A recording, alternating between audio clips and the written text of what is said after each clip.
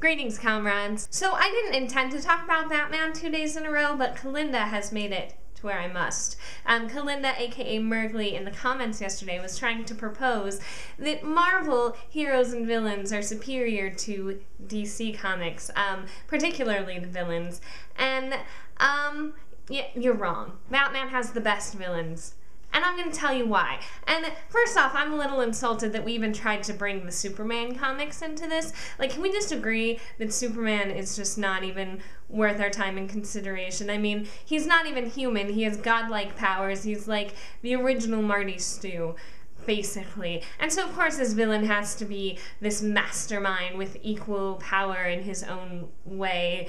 And it's not really interesting, is it? Because it's not about people at all. It's fantasy. It's a boyhood fantasy, and it's not interesting. But Batman's villains, now, you might be correct when you say that Spider-Man's villains, and perhaps the Marvel villains in general, are far more successful in terms of taking over the world. And yes, they are more ambitious. I will give you that. They are more ambitious, and they are more successful in achieving those ambitions. The thing is, that's not what Batman's villains are all about. They don't want to take over the world. That's not their goal, especially not when you talk about the Joker. He doesn't want to take over anything. He just wants to cause chaos for the sake of chaos.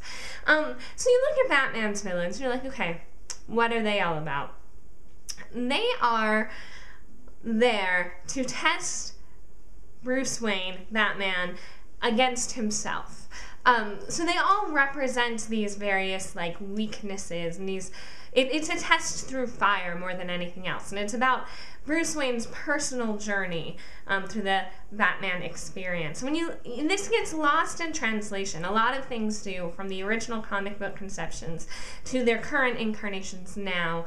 Well, while I agree that The Dark Knight and all of these other superhero movies are very good, cinematically speaking, they lose a lot of their themes and symbols and that sort of thing in translation. So the meanings of the stories are very different now. I'd say they're far less complex now than they were in the original conception. So while we still have in The Dark Knight Joker, he's still chaos for the sake of chaos, and he's still the antithesis of Batman, he's far less layered than the original Joker was, and really only stands for chaos for the sake of chaos. Like, that's his whole point.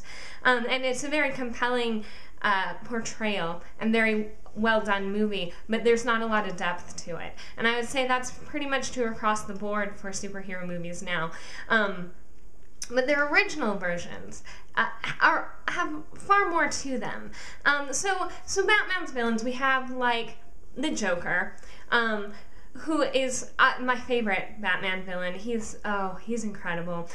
He was originally conceptualized to be everything Batman wasn't. He's supposed to be the exact opposite of Batman, and partly who Batman secretly wants to be, who Bruce Wayne secretly wants to be, but can't because it's scary, awful, bad, and it's supposed to be polar opposites here, Joker and Batman. You know, the Joker's very flamboyant, very chaos for the sake of chaos again.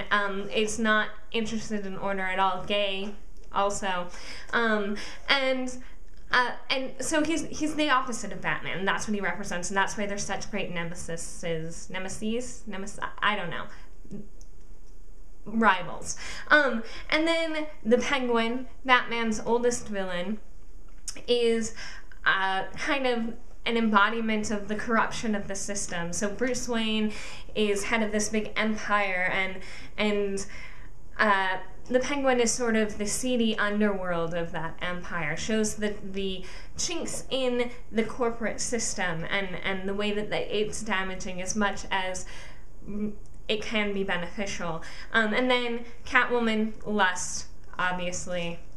A lot of female supervillains and superheroes are all about the lust. The Riddler is there to test Batman against his own intellect. So what these villains are for is not taking over the world, not destroying Gotham City, or blowing up this or that bank or stealing these and those money. It's about Bruce Wayne's personal journey, and he's being tested through fire, and that's why they're so compelling, I feel. It's not about their actions necessarily, it's about this internal struggle. And I think that's much more interesting than a battle to keep back the evildoer twirling his mustache trying to take over the world. And so, yeah, Marvel Comics, they're villains, they're more ambitious, they have bigger dreams, and they succeed them more clearly, but I think that Batman's villains are way more interesting, and have far much more to offer in terms of storytelling and symbol and how they interact with the hero. So they're just better. Sorry, Kalinda, they're just better. Alright, that's all I have for you today on this lovely 4th of February. I will see you all again, probably not talking about Batman, tomorrow.